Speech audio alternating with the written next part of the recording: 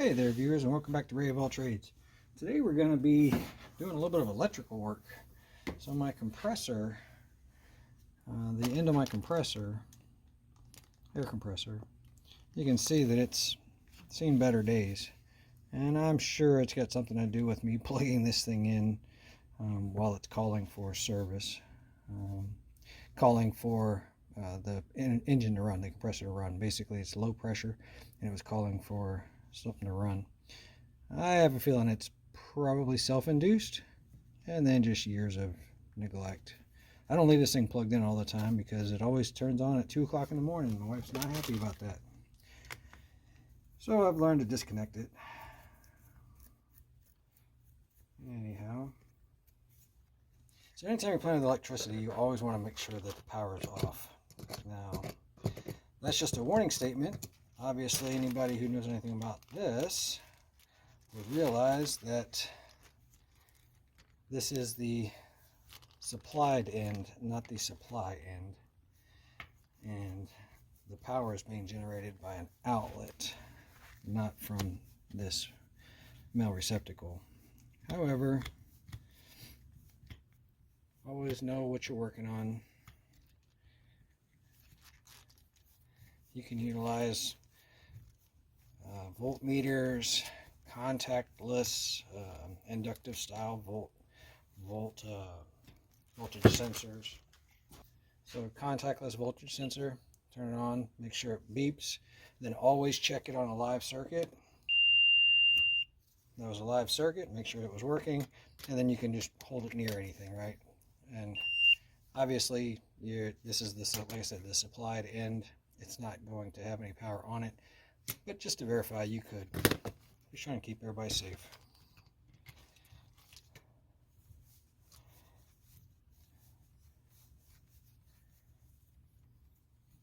I'm just disconnecting this.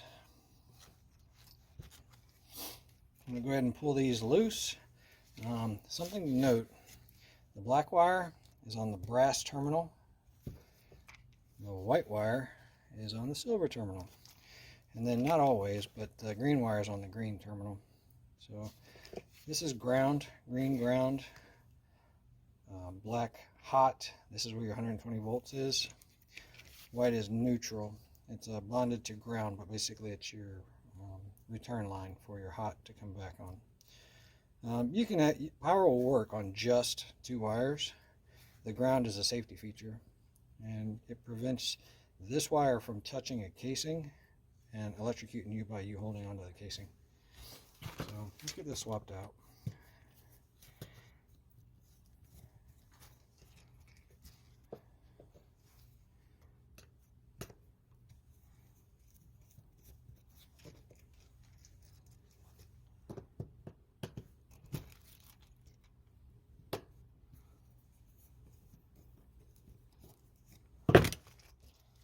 All of this is trash.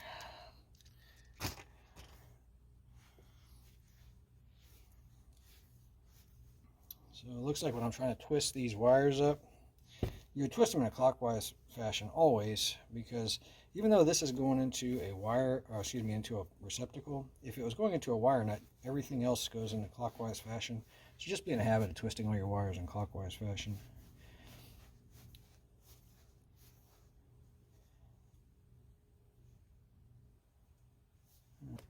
And I've got a 90-degree connector. I like the 90-degree connector on these larger cables because it seems to hold up a lot more to the stress. So this style, there is a, let's see if I can get you guys in to see it. See this plate right here? Let me find something.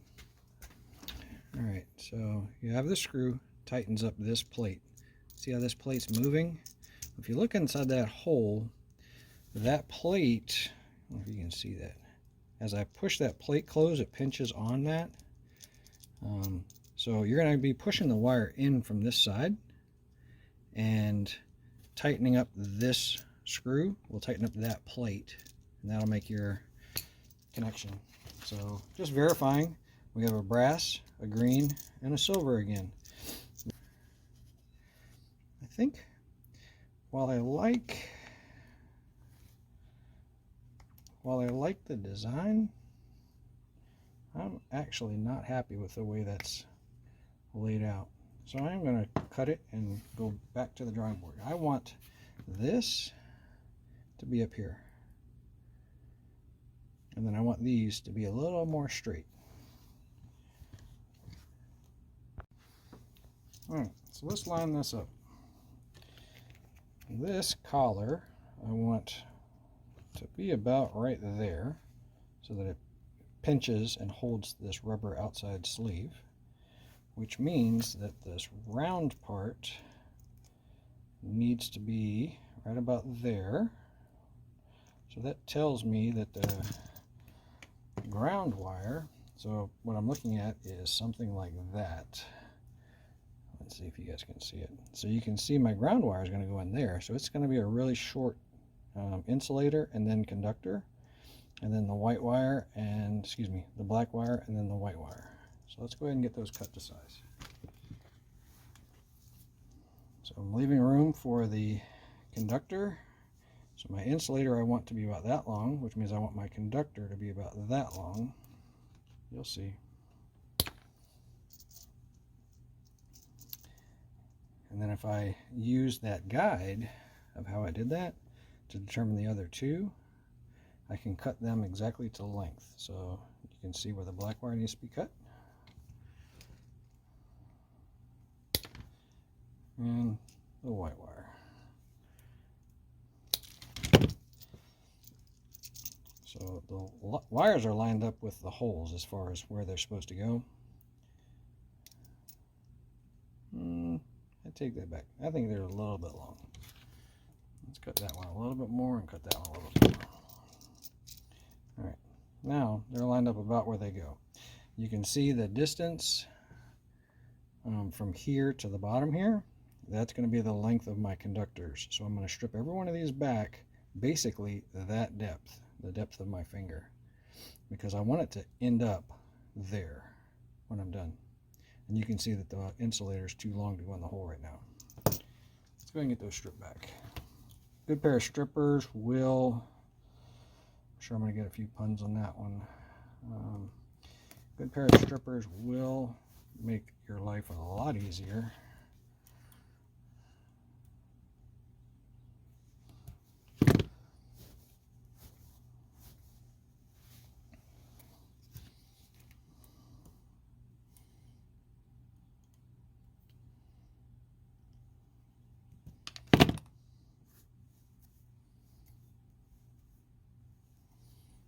All right, so since there's not a whole lot of room, I'm going to start with the shortest because I'm going to have the least amount of flexibility there. I'm going to hold it so that the screw is facing down, which means that the plate that I showed you guys earlier is facing down. It doesn't go in easy, just twist it up. You can also do something called tinning the leads if you so choose. I have before, depending on the application, which is basically take a soldering iron and you heat it up so that the solder melts just on the wire, and then the wire wouldn't be copper anymore like that. It would actually be just a blob of solder. All right. And remember, black on brass saves your backside.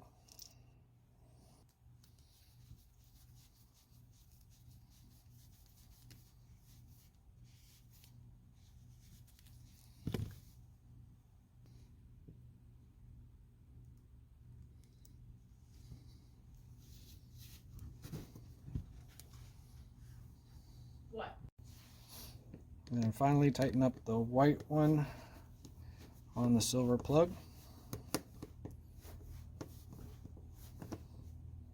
Using a Phillips head to get it snug. Use a flat head to get it the rest of the way tightened. keeping in mind it's metal going into plastic. So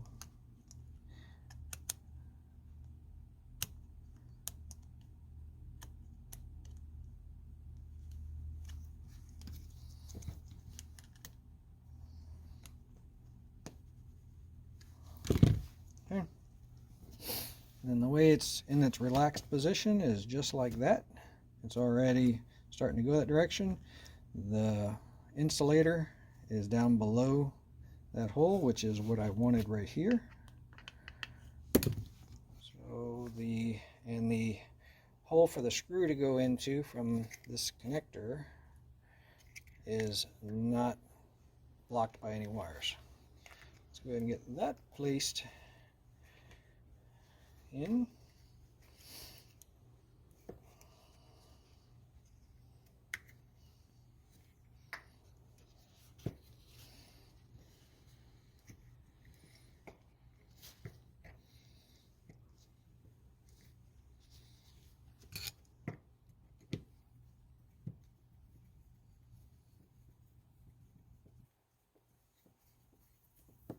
Drop it in the keyway. Before you tighten it up all the way, make sure everything's in alignment, which this one's not. This is a really big wire to be going on this plug.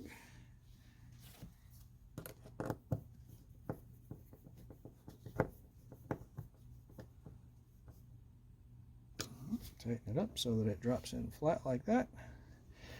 And finally, we want the stress relief, which is this plug right here. And they generally have a couple of different styles of plugs. This one I think was designed to snap out of there. So I'm going to try it. The idea on these is generally this little plug. If you have a really thin wire going in, you would leave this in, and if you had a really thick wire going in, you would remove this and then rely on that one to hold it. This one's actually pre-formed with it, and I didn't realize that when I was buying it. Actually, let me check the instructions real quick, see if it says it can be snapped out of there. It doesn't say it. I'm going to try to grab a pair of end snips and just see if it comes off easily.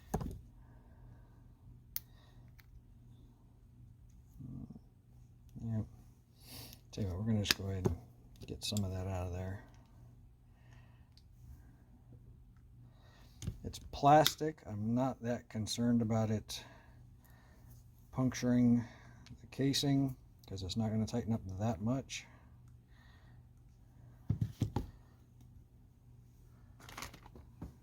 And even if it does, the only thing it's going to dig into is this outer jacket. This is in a shape, it's kind of roundish there, flat there, so drops in like that.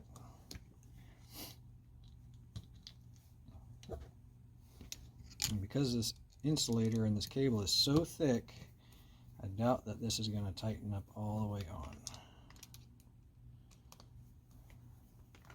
The idea, it's called a strain relief. And its sole purpose is to hold on to that jacket of the wire so that when somebody grabs the wire and tries to pull, it's going to try to hold on to everything. Ideally, you don't want to pull on a 90-degree angle plug like that. But let's go ahead and turn this power off. Plug into power, and let's turn it back on.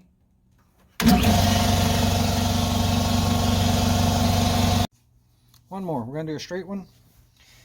You can see this one here is really tarnished, and the cable itself has been nicked on the outside, and that the white wire, which again it's at zero potential, but it is nicked all the way through. So I'd like to get it changed out. So we're just going to do a really quick one. So again, this is a supply side, but you can tell you always verify the meter by plugging it into our live outlet, and then you can check. But like I said, this is the male end, so it should never be hot, but if you want to be sure.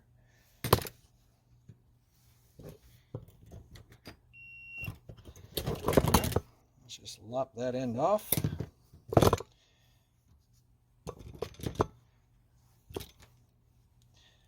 The way I like to do this is give yourself a little bit extra slack.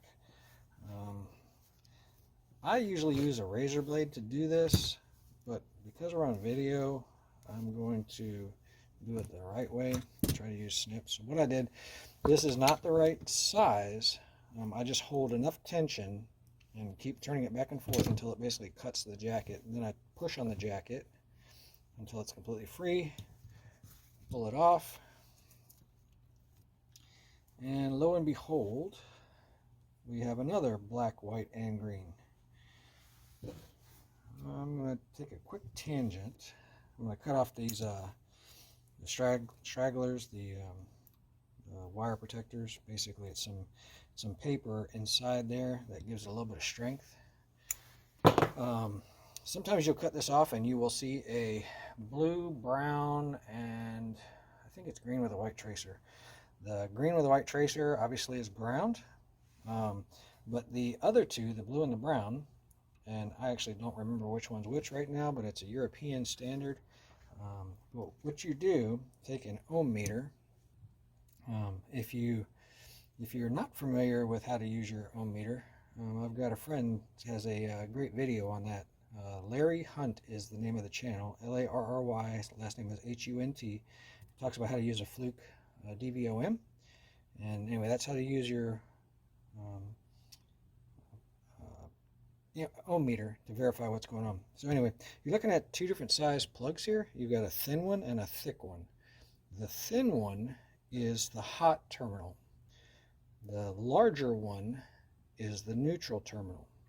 So what you can do is put one side of your ohm meter here, and then the other side, put it on whatever wire is coming out, and then pull this jacket back and look and see which wire you're actually making contact with. Like I said, I do not remember which one was which, and luckily we don't have to even worry about that on this one. But again, if I did, I know that the small end is the hot side, which is black normally, and you can see it looks, you know, when you're looking here, it looks like it lines up with this one here. It doesn't. It twists up. So I'll tell you what, just because I know I might get comments on it. Here's the meter.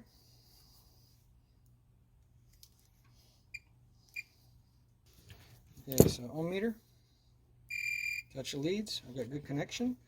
I identify my small leg there. And then I can touch the white, no noise. The green, no noise. The black, got connection. And that's how you would identify this, right? So if you didn't know which color was which, that's the easiest way to do it. Just remember, as you're looking at that plug, the smallest, the thinnest leg on this is the hot side. That's where the black goes.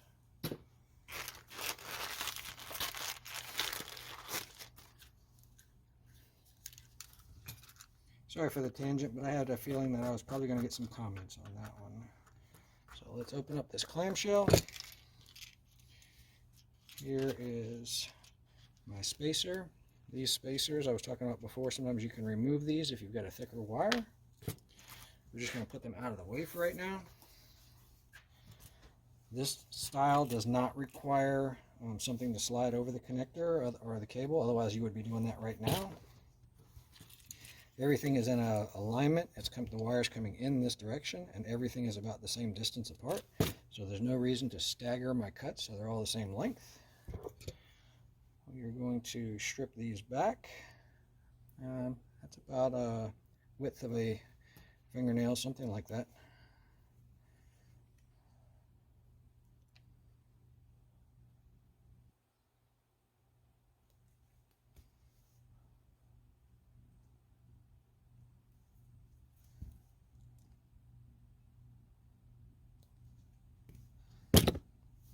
Fairly certain that this is a 18 gauge wire. I use the 18 gauge stripper, but if you're not sure, try to go up a size like I just did. I went with the 16 gauge. It should work. So I've got all the wires stripped back. I twist them all in a clockwise fashion. I do want to test fit looks like the longest one I stripped, just by coincidence, is the black one there. Remember, black on brass saves your backside. I'm going to push that all the way in, and it looks like although the insulation is buried to where nothing will touch it. So since it's there, go ahead and tighten it. I'll use the Phillips head to tighten that up. Let's put the white wire goes on the silver leg.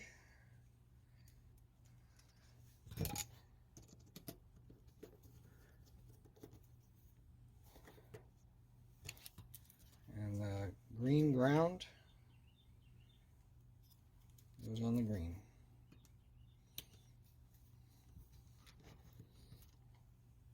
I always use a flathead screwdriver to tighten these up the rest of the way.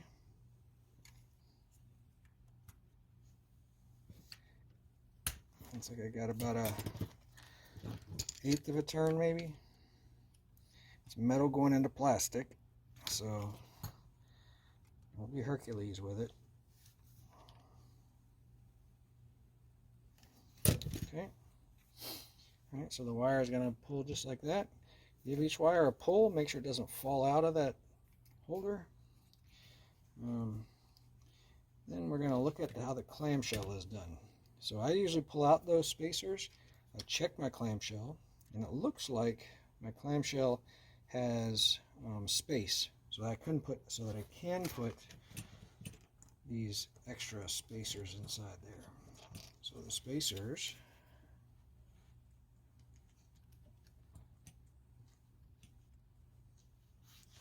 drop in to those two grooves. And you also have the ability of using just one or both. This one looked pretty small, so it looks like I can use both spacers. So we're going to do that. Hold that wire right in the center. Close my clamshell, and you can see that it's trying to bite into that cable right there. Let's go ahead and snug up these clamshell screws.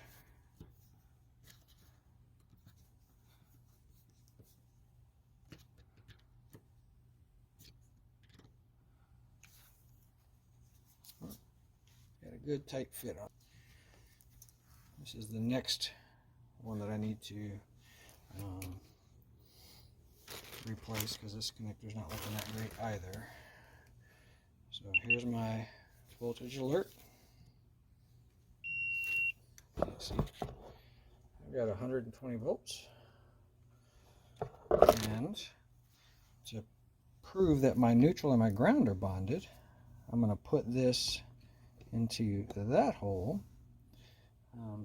If you're not comfortable with messing with these things, be very careful, because you can shock yourself pretty easy.